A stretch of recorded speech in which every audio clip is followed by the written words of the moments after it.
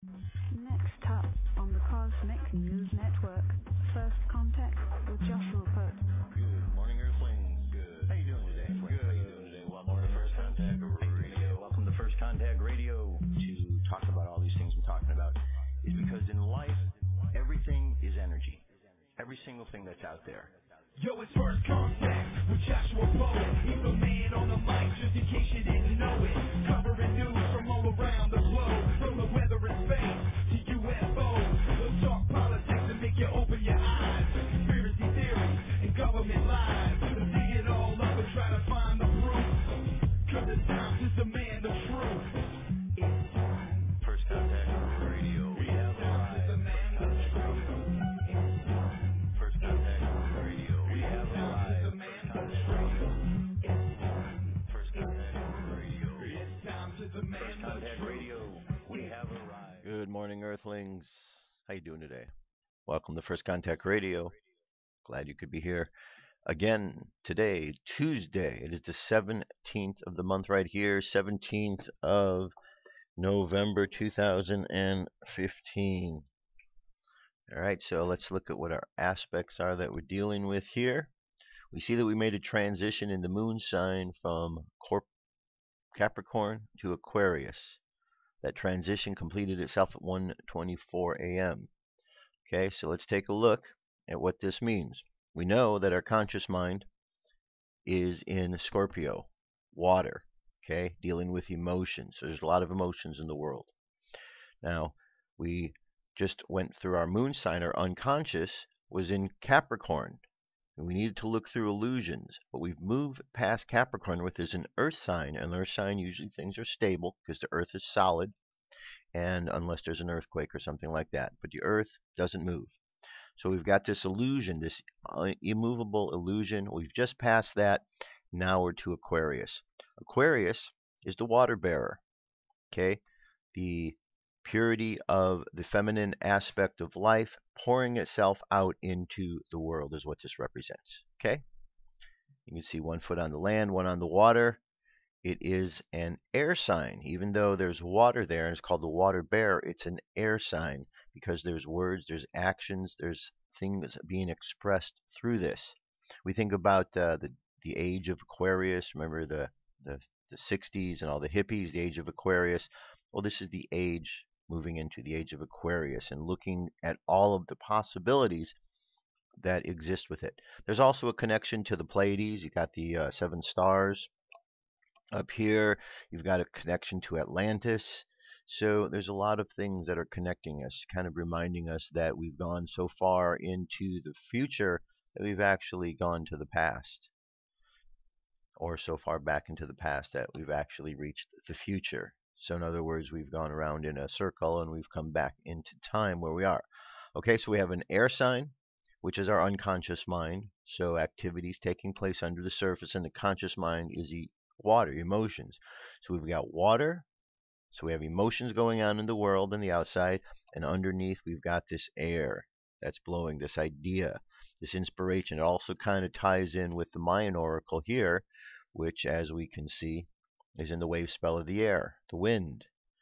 Okay, so there is some synchronicity to things as we look at them. So we have Capricorn, we have Aquarius now is saying that our subconscious mind is being inspired. We're starting to find a way to express what's going on. The things that were stuck and maybe not moving because of the immovable earth are now moving with the wind. So we want to use that opportunity. 8:53 a.m. coming up in less than an hour. The sun is going to be conjunct with Mercury. And again, conjunct simply means right next to each other in the same house. These are the houses. So we're going to go and look for the sun and Mercury. We see them right here. Okay, both of these are in the same house, in this house here of Scorpio. Now if we go, okay, so there's our conjunct right there. 8:53 a.m. Sun and Mercury. And they get together, and it's like being together in a same location, having a conversation. So the sun, the conscious mind, is talking about all of the emotions and the feelings that are going on. And Mercury which is an air sign, which is also a sign that works well with Aquarius. Mercury is having a conversation and saying, it's really not so bad. You just got to get past those emotions. You're just letting your feelings weigh you down. And so there's something that can go on there. Nice, good conversation to help understand a little bit more of what we're feeling and how to express it. And then as we get into the first part of the afternoon, Saturn jumps into the mix here with a sextile. So we need to apply some focus. That'll be going on there. And as we get to night, 7:59, Venus brings us some nice imagination into the mix of things, how to express our imagination or our thoughts of, in our use of imagination and ideas of love, those kind of things, to send us off into the evening. Okay, so that's what we're dealing with there. Sun and moon, conscious mind, unconscious mind. On the Jewish calendar, 5 Kislev is the name of today, 5 Kislev. The daily thought is love and trust. Trust is the child of love, for where love showers down, trust will grow. And since it is a child, the reciprocal is also true. As a child's call awakens in a parent from deep sleep, so trust awakens the love that gave birth to it. Provide love, trust will be born from it. Demonstrate your trust, and it will awaken love. So it is with a child and a parent. So it is with two good friends. So it is with any marriage. Your love may hibernate in a deep sleep, but you have trust that the other holds love inside, and in that trust, love awakens once more.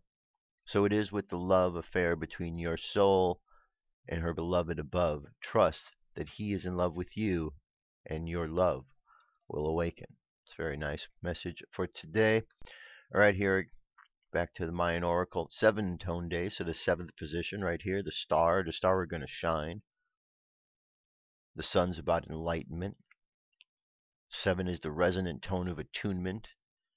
So we're taking this idea here, the theme, based upon the first one, which is the wind, inspiration. So 13 days of inspiration. And today we're at the point, the 7th day, the resonant or the attunement of that inspiration. And the attunement comes through shining bright, the beauty within ourselves. Shining bright, okay? And the sun provides the enlightenment, the opportunity of understanding ourselves a little bit better. Like-minded energy is the monkey.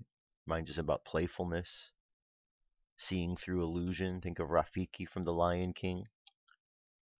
And then the challenge for today is to look at ourselves, our reflection, and see who and what we're really about.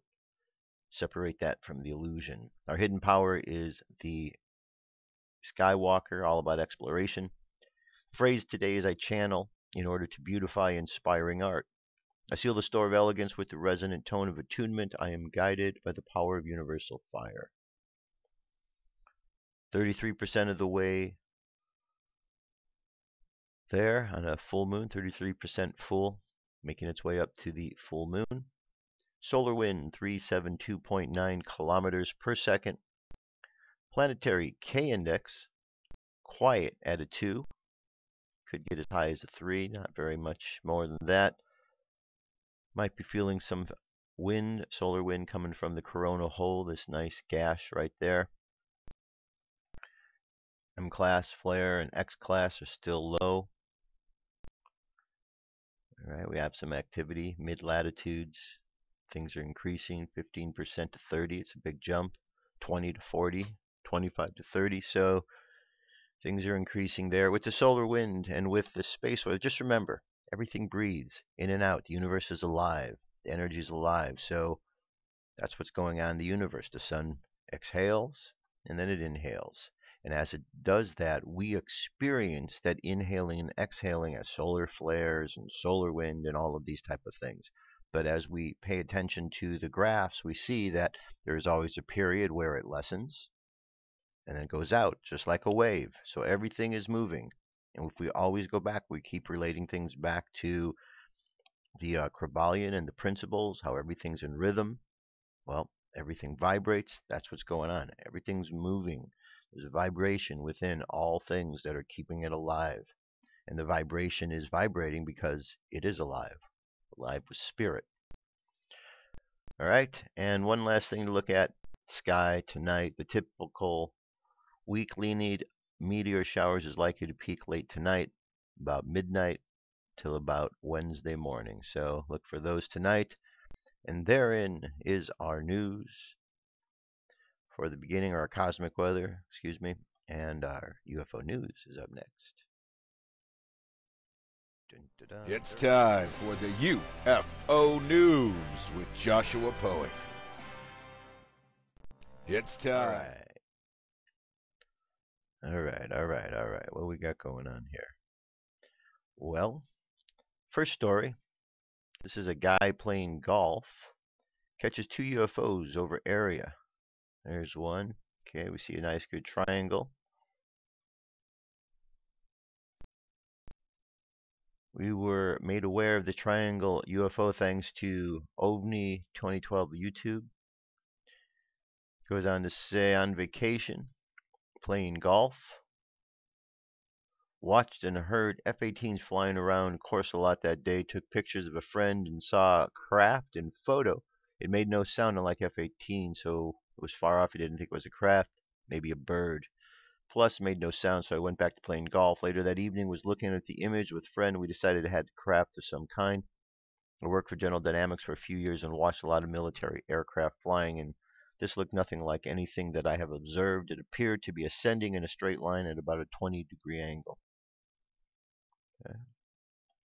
Good shots there. All right. Amazing video of a triangle-shaped object over Melbourne, Australia. Triangles making its rounds. Massive UFO-sized appears in the sky, caught on the tape by a well-known UFO hunter from Australia. The UFO hunter in Australia claimed to have spotted an alien megastructure in the sky above Melbourne. The UFO sighting was uploaded to the YouTube on the 13th. So it's a large triangle. The witness said the so-called alien megastructure remained visible for a few minutes before completely disappearing. Now he calls it an alien megastructure, but just as a reminder, not all UFOs are alien, off-world beings. UFO simply means unidentified flying object. So it could be something that is made by our military, a government project. The TR-3B is one that we hear about a lot, and it is triangular shaped. So quite possible that is the thing they saw over Phoenix or some of these other locations where they are seeing triangles, different versions. So don't assume just because you see something that is unidentified, first of all, that it is a, that it cannot be identified. You might be able to do that. And second, don't assume that because it is something that you can identify that there are otherworldly beings in there, extraterrestrials, because there might not be. There might be humans piloting those craft. Different kinds of UFOs over the Black Sea. TV reported about a strange sighting that happened the 5th of October over Balakavla, a city of Russia. Here we go, a couple of black objects there. Okay. Chilean resident startled by bright circular UFO. Panic residents of a Chilean sky. A city post pictures online of a UFO hovering in the night sky, and the strange light had an unusual explanation. Citizens in Iquique, Chile spotted a strange light above the city. Dozens of pictures and videos appeared online of the UFO. Okay, this is it. Very interesting. Very interesting shot. We have seen images like this. What was it, over Texas? That there were these kind of circular images, and perhaps a couple other places. I don't remember off the top of my head. All right, and one last UFO story for today. Here's another crop circle that has appeared. This one in a field in Argentina. As we could see, it looks like this. Now, this kind of looks like a Pac-Man. Maybe there's truth to Adam Sandler's movie Pixels. Maybe Pac-Man's coming down to get us. All right, this is the crop circle.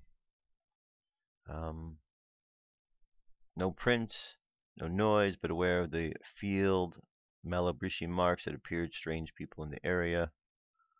We are in the presence of Are we in the presence? Just over a year ago, in the field that was located 8 kilometers, strange circular marks. Now the phenomenon is repeated in a wheat field, just meters from the population. Okay, so there it is right there. That's what it looks like if we want to see the thing real. So exactly what is this? What does it mean? If you have any ideas or thoughts. Kind of looks like a key in some way, doesn't it? This right here, you can't see that this continues on in the back area. It looks like it just stops right there. So this part right here, the drawing might not be accurate, because it looks like it actually curves down. Well, let's see. All right, we'll leave it there. You can check it out, see what you think. And that is our UFO news. You know, just remember, there are things in the sky that are unexplained.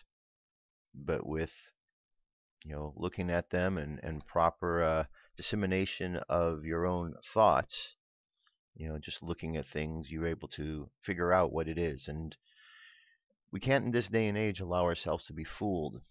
And that seems to be the point that I want to make, that we're at a time in life where a lot of strange things are happening. There's insanity happening across this planet. So in order for us to really move forward, we need to look past this insanity. And the powers that be, those who are wanting to and are promoting this insanity, because it's not just one group, this is a bigger thing that's happening across the planet, they try to do all kind of tricks, and they try to fool the people. And one of the ways that fooling the people has been discussed has been with a fake UFO invasion. So it's just a good reminder, because with everything going on and the holiday season upon us, there seems to be opportunities where, you know, people will be gathered together in places to see and observe things. So we just have to make sure that what we're seeing and observing is not someone trying to fool us. So just look with discerning eyes. That's all I'm saying. Okay? That is it. I'm going to move to a song. When I get back, we're going to continue on. Stay tuned. What if our government was responsible for some of the greatest crimes against this nation? Would you really want to know? These are big questions, but these questions deserve answers. It's time to demand the truth. People should not be afraid of their governments. Governments should be afraid of 9/11 was an inside job. Kennedy was killed by the CIA. Jimmy Carter saw UFO. Answers to secrets you need to know. So wake up, wake up, wake up, wake up. Wake up, wake up, wake up.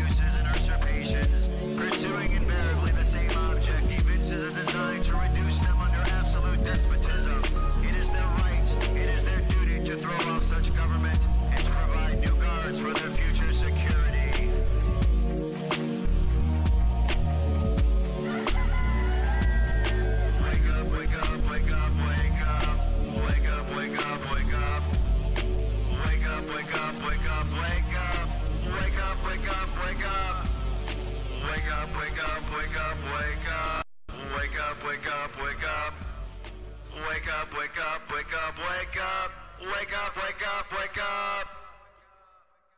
Patriots arise. It's time to demand the truth. All right. Patriots arrive. Patriots, patriots, patriots. You know, there was a time when a lot of Americans stood up for this country. Now Americans just seem to be sitting down. For the most part, we've become too comfortable with life. We've created a lot of wonderful things, so we are able to enjoy some of these things that we have created. And, you know, technology on one hand is very good and beneficial. But when it's misused, that's when we have the problems. And there's this battle going on. And people, it's really a battle of information. It's an information war. Because when people don't get the information that is intended for them, the real information, then they're basing their decisions based on deception or lies. And that is what's happening. Because the mainstream media, they've been bought and sold a long time ago. Anybody who watches the mainstream and is unaware of their connections to Big Brother, that they are Big Brother, then they're missing the point. Because the media is only going to tell you what they want you to know, so you follow the story. Remember the movie Wag to Dog? It's the same thing. It's been going on for a long, long time. Yet new people come into the world every year, and as they're unaware of what's going on and life continues to grow, people forget about this. And a society is dumbed down. We forget to look at such things. But our founding fathers, you know, they were pretty incredible group of men that went ahead and set this up. You may not believe in everything that they did was right. They may have not done everything right. People complain that they had slaves. Well, back at that time, everybody had slaves. The first slave owner was a black man, wasn't a white man. So blacks had slaves, whites had slaves. It's what was going on in America and in different parts of the world at that time. You know, all around the world, slavery has occurred. So it's not a new thing. But we're here in this day and age, and you know, we need to look back and remind ourselves about the founding fathers and what they contributed. And one thing that certainly was part of the contribution was they all understood that you needed to have the presence of the Creator in what was going on. Even if they themselves didn't personally have that belief in, you know, a particular religion or what have you, they still understood the need to have a great creator present there. And when you remove that creator, there's a big part of the puzzle that's missing. And that's what's going on in the world. God has been removed from the equation. And every society where God is removed, things crumble. You need to have that foundation. I think we would have learned that by now, but it's not the case. So I've got some news stories here. A couple of them just to kind of, we can see what's going on, okay? We've got an issue. I'm not going to sugarcoat it. We have an issue. Houston, we have a problem. Here's Michael Savage. Even reporters are shocked by Obama's ISIS response. It says, in a contrast to the U.S. president, even the progressive socialist Pope recognized the Paris attack as a piece of a third world war. Talk radio host Michael Savage told his listeners Monday. Savage began his show reading from the opening of the best-selling new book, Government Zero, No Borders, No Language, No Culture, warning that the West is in a dance of death. There is a dance of death in the West and actual death in the Middle East, courtesy of the Islamofascists, he writes. Meanwhile, the Caesar in the White House entertains himself with 1,000 sycophants, partying on behind closed doors as if the Islamofascist hand will not touch him. He thinks he's protected from the new plague, the Black Death of the radical Islam. An Italian religious TV station, TV 2000, posted an audio clip of an interview with Pope Francis in which he affirmed that the Paris attack was part of what he previously described as a piecemeal World War III in which ISIS is killing and displacing thousands of people, including many Christians. But President Obama's reaction to the attack by ISIS in Paris Friday night, which left at least 129 people dead, was jaw-dropping, Savage said. I stand before you in front of this microphone trying to ring the bell of sanity in a world of insanity, Savage told listeners of the Savage Nation. He said, we have leaders who are so spineless or insane or drugged that they're not leaders. They're all going to kill us. At the G20 summit in Turkey on Monday, Obama was put on the defensive by reporters questioning his strategy against ISIS and his unwillingness to alter it in the wake of the Paris attack. Obama declared ISIS does not represent Islam. It is not representative in any way of the attitudes of the overwhelming majority of Muslims.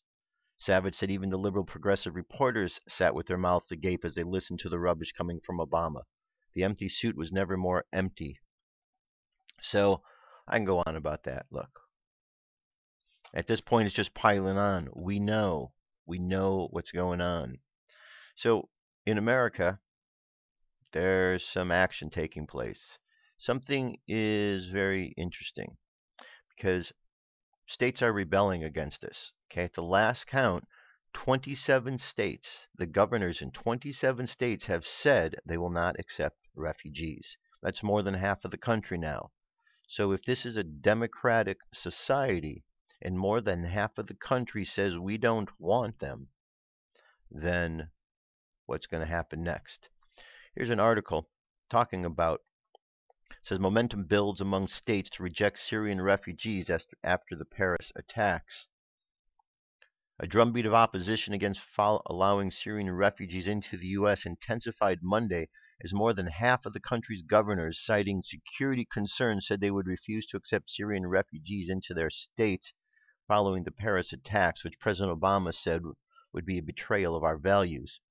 In addition to the mostly Republican governors, GOP members of Congress, including the chairman of the Senate Armed Services, Senate Intelligence, and House Homeland Security committees, have called for a halt to admitting Syrian refugees. A House Judiciary Subcommittee will consider security concerns relating to Syrian refugees later this week. The issue gained political traction Monday as the world reeled from the horror of the Paris attacks, which killed at least 129 people in a string of bombings. Okay, and here are the states. By late Monday, states refusing Syrian refugees include Alabama, Arkansas, Arizona, Florida, Georgia, Idaho, Illinois, Indiana, Iowa, Kansas, Louisiana, Maine, Massachusetts, Michigan, Mississippi, Nebraska, New Hampshire, New Jersey, New Mexico, North Carolina, Ohio, Oklahoma, South Carolina, Tennessee, Texas, and Wisconsin. So you can go down, you can read. So what's going to happen? What is going to happen? You know, all we got to do is pay attention. We have eyes to see. Our eyes observe things. When we observe that these immigrants are fighting age males, and we observe that they are causing problems every place they have gone, then our observation turns into information that we want to use to protect ourselves. Information says these people are causing problems, and therefore we do not want to let them in. It should be a simple equation. 1 + 1 = 2. But in the day and age where 1 + 1 equals, gender equality, no wonder those things are all screwed up, because people don't know what the heck to figure out. Here's Brother Nathaniel. We haven't heard from him in a while. I thought we'd give it a shot today. Hear what he has to say about the whole attack of Paris. It's all over the news. The war on terror must be revived. That's the shriek from the Jewish-owned press following the Paris attacks, allegedly carried out by ISIS. Just overnight, Israeli spy services are oh so indispensable to French intelligence. We're in for a beefed-up security state now, and that means TSA agents at stadiums and concert halls. Chertoff and Lieberman and their shills at DHS will have a ball. But what's really disturbing is what the press is not telling us. Bet you didn't know that the Pentagon knew about the existence of ISIS all the way back in 2012 and used them to destroy Assad. many people would argue that the US actually saw the rise of ISIL coming and turned a blind eye, or even encouraged it as a counterpoint to Assad. And a secret analysis by the agency you ran, the Defense Intelligence Agency, in August 2012 said, and I quote, "There is the possibility of establishing a declared or undeclared Salafist," it's not secret anymore, it was released under FOI. The quote is, "There is the possibility of establishing a declared or undeclared Salafist principality in eastern Syria, and this is exactly what the supporting powers to the opposition want in order to isolate the Syrian regime." The US saw the ISIL caliphate coming and did nothing. Did you see this document in 2012? Was this come across your table? Yeah. I paid very close attention to all this. So when you saw this, did you not pick up a phone and saying, what on earth are we doing supporting these Syrian rebels? That kind of information is presented, and what did you do about it? Those become, I argued about it. Did you say we shouldn't be supporting these groups? I did. I mean, we argued about the different groups that were there, and we said, you know, who is it that is involved here? In 2012, your agency was saying, quote, "The Salafists, the Muslim Brotherhood, and Al-Qaeda in Iraq are the major forces driving the insurgency in Syria." In 2012, the US was helping coordinate arms transfers to those same groups. Why did you not stop that, if you're worried about the rise of quote-unquote Islamic extremism? I mean, I hate to say it's not my job. But it was Obama's and Hollande's job to make policy on the covert arms transfers. Hollande even admitted to arming the Syrian rebels in breach of the EU arms embargo, knowing full well that the weapons would fall into the hands of hardline jihadists. And why doesn't the press mention that ISIS is terrorizing only Western interests abroad, but not laying a hand on Israel and its interests?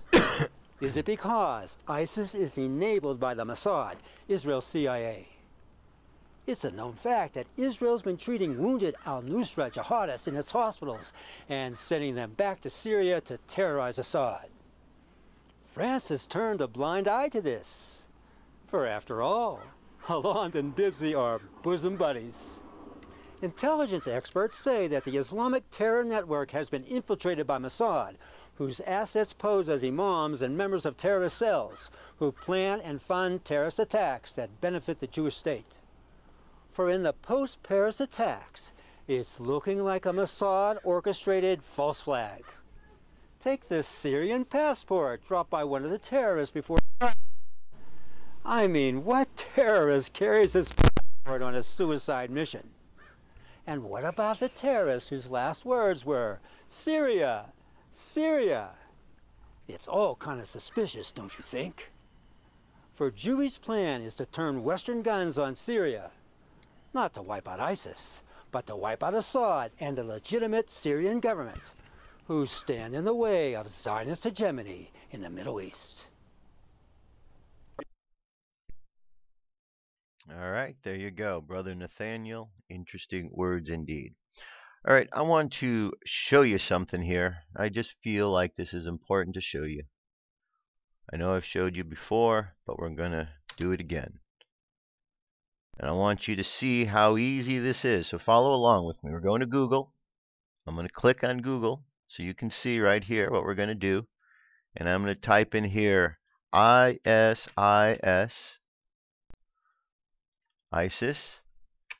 public HQ.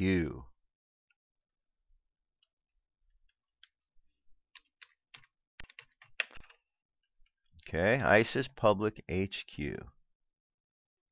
And look what pops up. Okay, we have a number of links here. We're going to click on this very first one.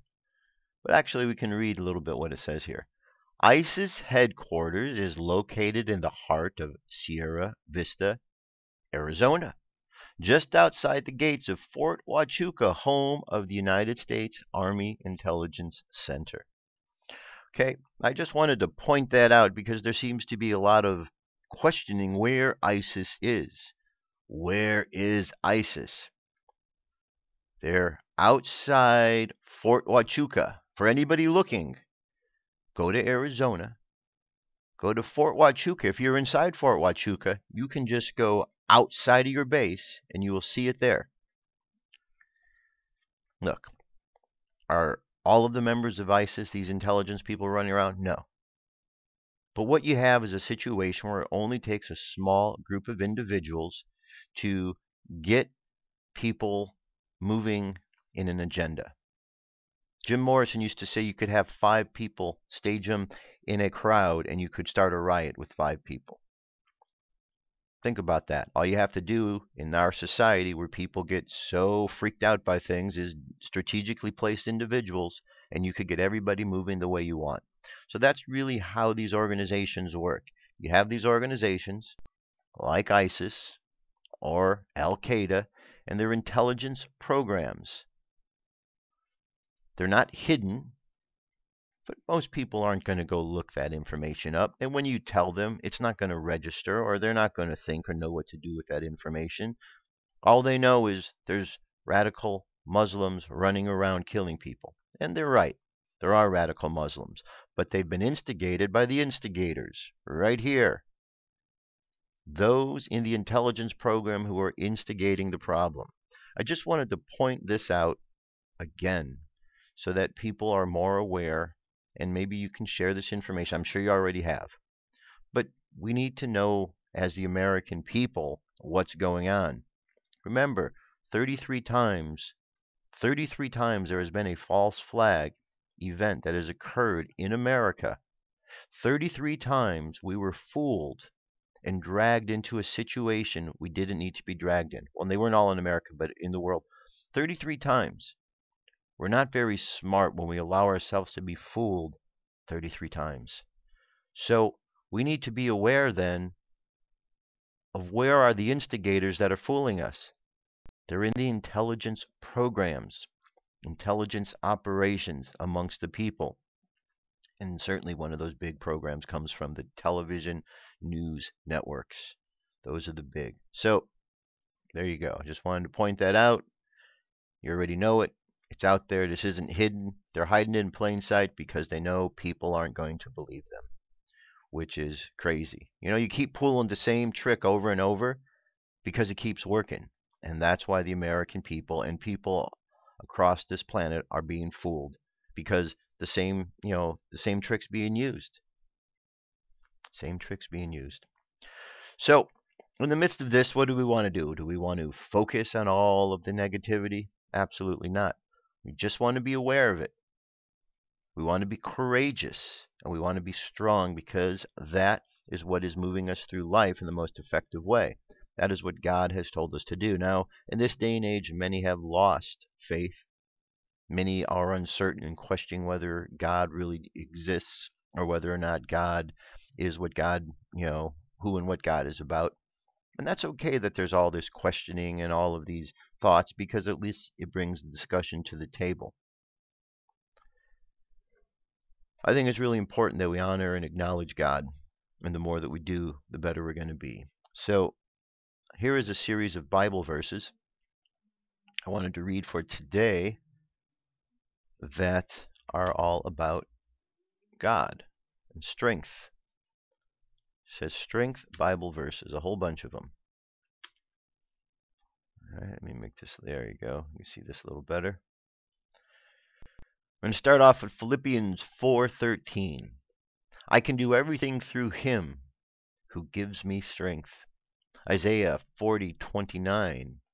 He gives me strength to the weary and increases the power of the weak. Psalm 119, verse 28. My soul is weary with sorrow. Strengthen me according to your word. Ephesians 6:10. Finally be strong in the Lord and in his mighty power. Isaiah 40:31. But those who hope in the Lord will renew their strength. They will soar on wings like eagles. They will run and not grow weary. They will walk and not be faint. Mark 12:30. Love the Lord your God with all your heart, with all your soul, and with all your mind, and with all your strength. 2 Corinthians 12.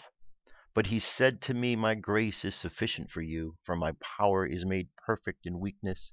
Therefore I boast all the more gladly about my weakness, so that Christ's power may rest on me.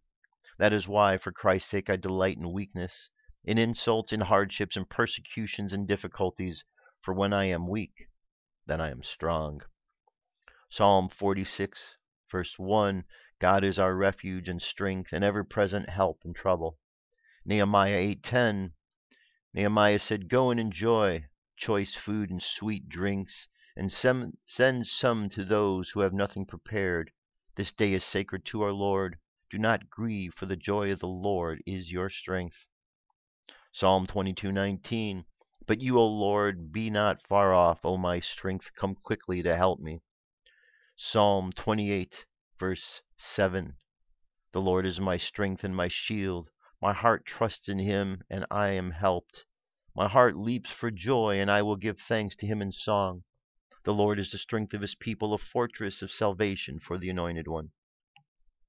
Psalm 118. The Lord is my strength and my song. He has become my salvation. Isaiah 12, verse 2. Surely God is my salvation. I will trust and not be afraid.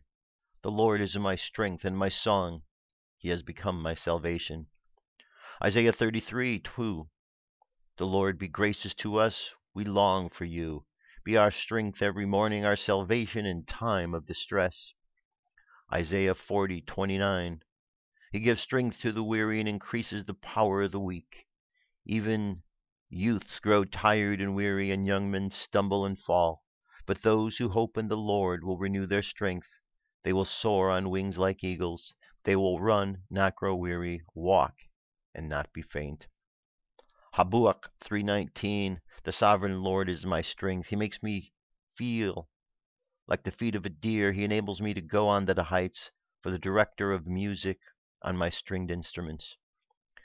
And last, Ephesians 3:16, I pray that out of the glorious riches he may strengthen you with the power through the Spirit in your inner being.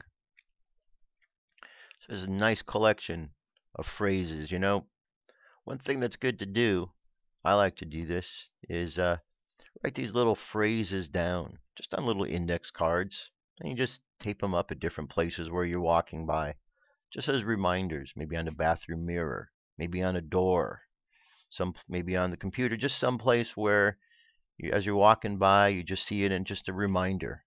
Because the more reminders we have about the strength and reminding us about what's going on, the more it counteracts all the negativity that's out in the world. There's a lot of it. And so it's good to have these little reminders around because we are so much stronger than we believe. The power of the Creator flows through us. And when we truly understand and embrace that and allow that to shine, it's unstoppable because that's what the power of the Creator is. But we get caught up in this illusion and we don't see that. We don't see and experience that, and so we think that we're less than we are. And we get in all these fights because we're fighting over nonsense, over physical things. If we just completely understood and allowed that power of God to shine on all of our lives, and we really got to understand what was going on,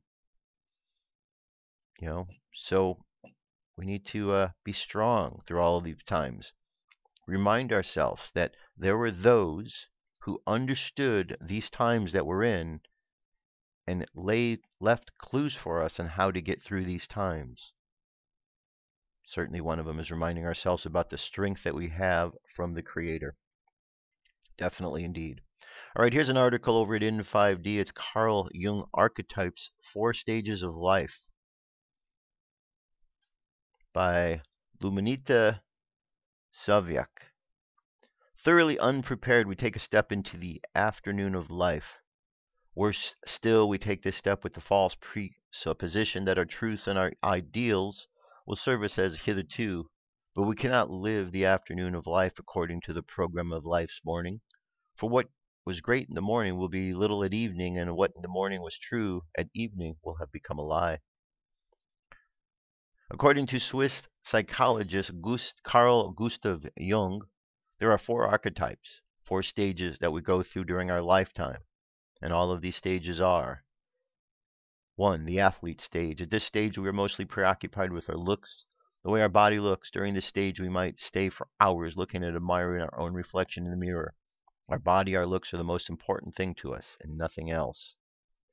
The warrior stage. During this period, this stage, our main concern is to get out there and conquer the world, to do our best, to be the best, to get the very best, to do what warriors do and act like warriors act. This is the stage when we continually think of ways to get more than everybody else, a stage of comparison, of defeating those around you so you can feel better because we have achieved more, because we are warriors, the brave ones. The statement stage. At this stage in your life, you realize that you have achieved so far. What you have achieved so far is not enough for you to feel fulfilled, to be happy. You are now looking for ways to make a difference in the world, for ways to serve those around you. You are now preoccupied with ways to start giving. You now realize that what you chased after until now, money, power, possessions, etc., will keep on appearing in your life, but you no longer attribute them to the same value as before, and you no longer attach to those things because you are now in a different stage of your life where you know there is more to life than that.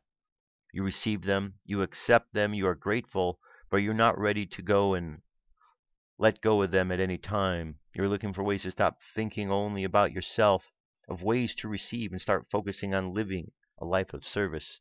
All you want to do at this stage is to give. You now know that giving is receiving, and it is time for you to stop being selfish, egotistical, self-centered, and think of ways to help those in need, to leave this world better than it was when you arrived.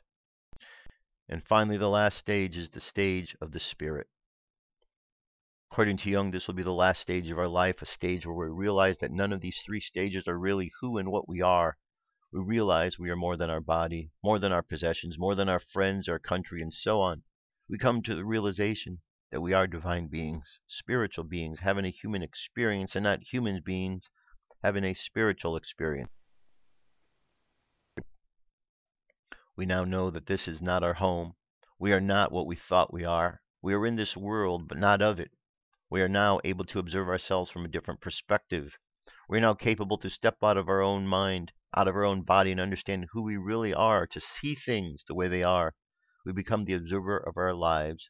We realize that we are not that which we notice, but the observer of what we notice. 100 years ago, Lao Tzu was trying to teach us just that.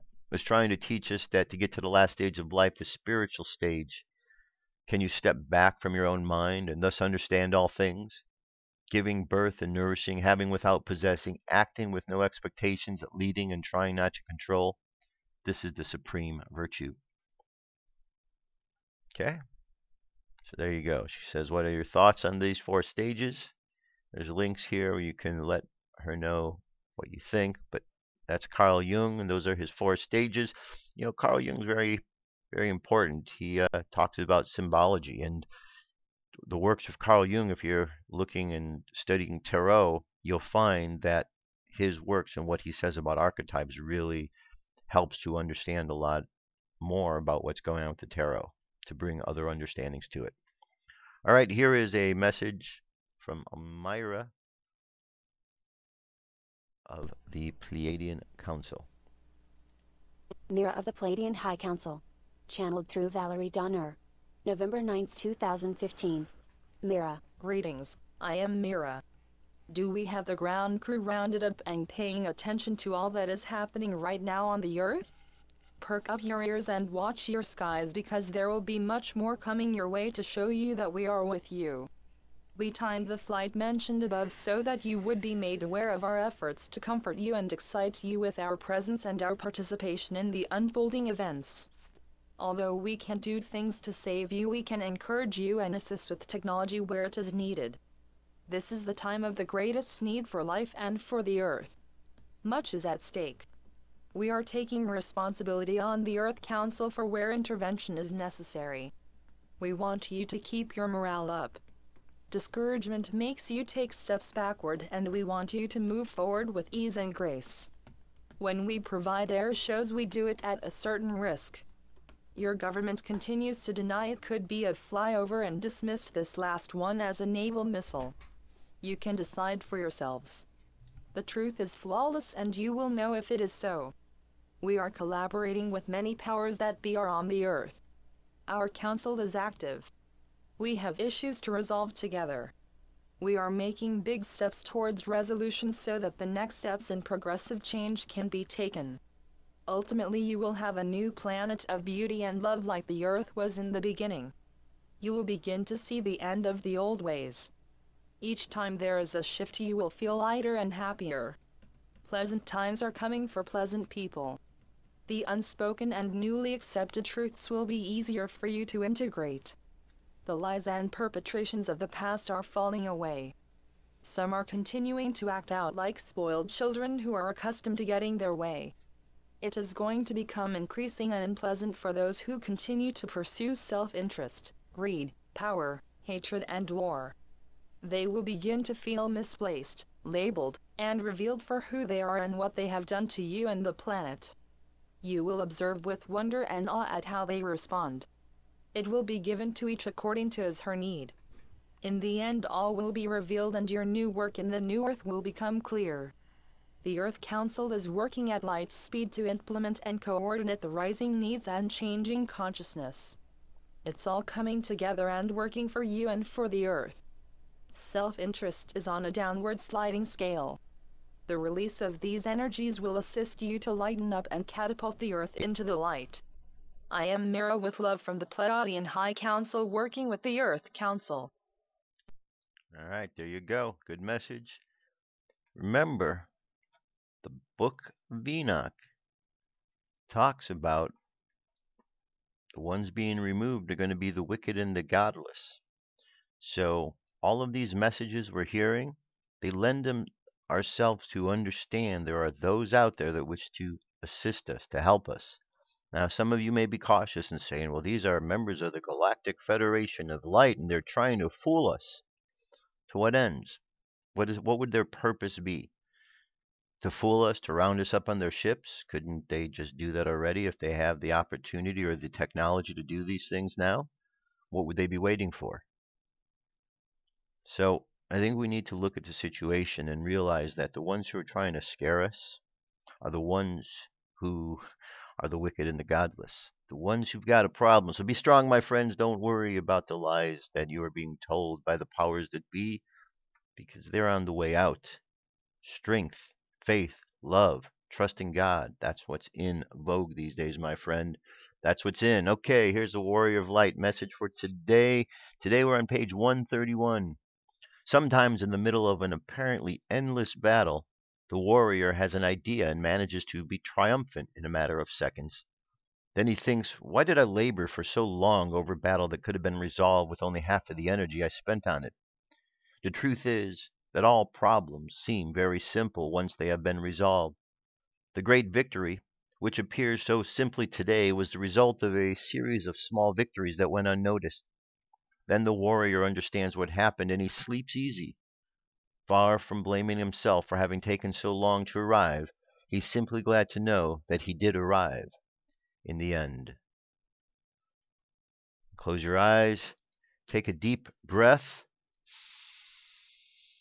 Exhale. Take another deep breath. And exhale again. And another breath. And exhale. Now I want you to look inside of yourself and imagine seeing the energy that makes up who you are.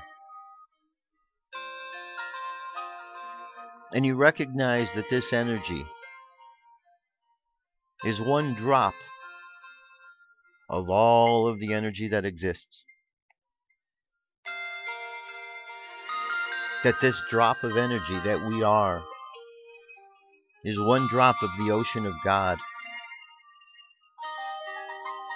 We know that we don't make up the whole ocean, but that we are in constant communication and correspondence with the entire ocean.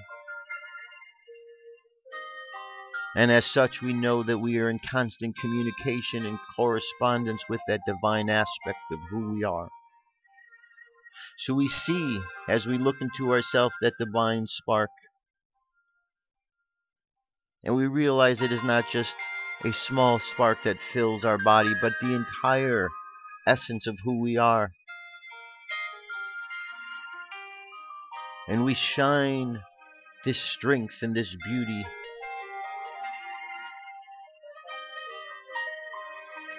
We allow the divinity to express itself, and it expresses itself as love and strength. So imagine ourselves walking down the street filled and expressing this divinity. And no matter what situation arises, we continue to remain strong. Because once we are in communication of this divine essence of ourselves, we're able to overcome any issues. Fear cannot take hold of us, for strength is too great. So we remain faithful and strong. We walk through the world shining our light and our strength for all the world to be able to share. So let's just imagine moving through the world, sharing this light, sharing this strength that we might encourage others. Let the subconscious mind continue on that journey. And let's bring the conscious mind back to the present moment on the count of 3.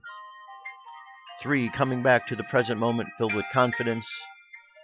2, coming back to the present moment filled with faith. And 1, coming back to the present moment happy, healthy, and whole. Happy, healthy, and whole.